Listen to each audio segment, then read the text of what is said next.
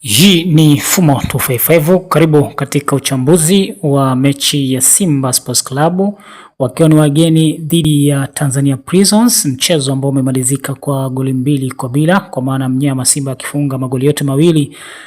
magoli yakifungwa na Suleiman Mwalimu pamoja na Derok kupitia mkwaju wa penalti dakika 45 za kipindi cha kwanza katika mchezo huo dhidi ya Tanzania Prison. Lakini tunaizungumzia penalti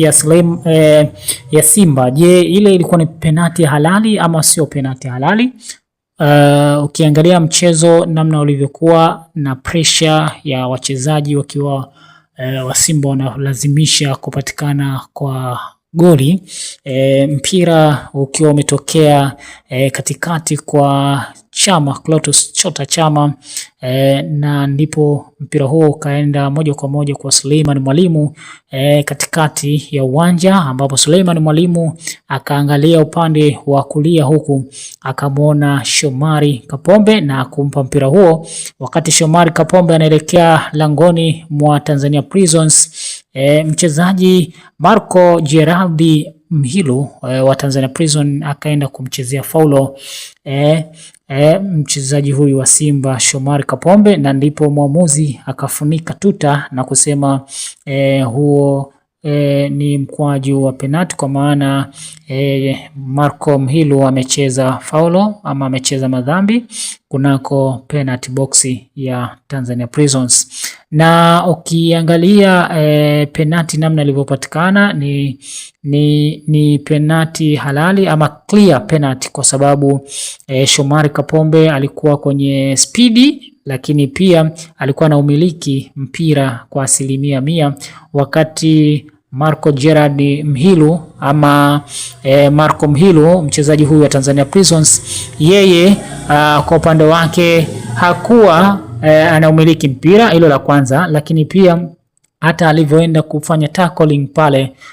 hakuugusa mpira, moja kwa moja aliugusa mwili wa Shomari Kapombe ndani ya boksi, na hivyo hiyo ni penalti halali kabisa kwa Simba Sports Club, na hongera kwa Shomari Kapombe kwa sababu ni jitihada zake ambazo zilimfanya ipatikane penalti hiyo, kwa sababu kama endapo angekuwa baada ya kupokea mpira tu kutoka kwa Suleiman Mwalimu akapiga cross bila kuingia ndani, basi hata kama angechezewa faulo ama madhambi isingetokea penalti. Lakini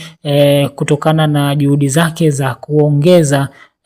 nguvu katika mashambulizi, ndipo akataka kulazimisha kuingia na mpira ndani ya penalty box na ikazaliwa faulo hiyo, na hivyo Tanzania Prisons wakajikuta wanafungwa goli la pili kupitia kwa Deruk, na hivyo dakika 90 zikamalizika kwa Simba Sports Club kuondoka na ushindi huo mzuri kabisa wa magoli mawili kwa bila, na hii tunasema ni clear penalty ukilinganisha na ile Young Africans ambayo wao waliipata katika mchezo uliopita dhidi ya Namungo, ambapo Maxim Pianzengeli anaonekana kama vile alidive, alilazimisha ni tuseme penalty, kwa sababu mchezaji wa Namungo kwa namna moja ama nyingine aliugusa mpira, lakini mpira ni mchezo wa makosa, na hivyo Young Africans waliruhusiwa kupata penalty ile ambayo Namungo waliadhibiwa, na hata baadhi ya wachezaji walijaribu kutoa ya moyoni, kwa maana kwenda kumfuata mwamuzi na kueleza pengine kwa mtazamo wao ilikuwa sio penalty, lakini maamuzi ya mwamuzi yaheshimiwe, na hivyo Young Africans walipata ile penalty. Lakini kwa penalty hii ya Simba, hii ilikuwa ni penalty clear kabisa na ni halali. Hii ni Fumo 255.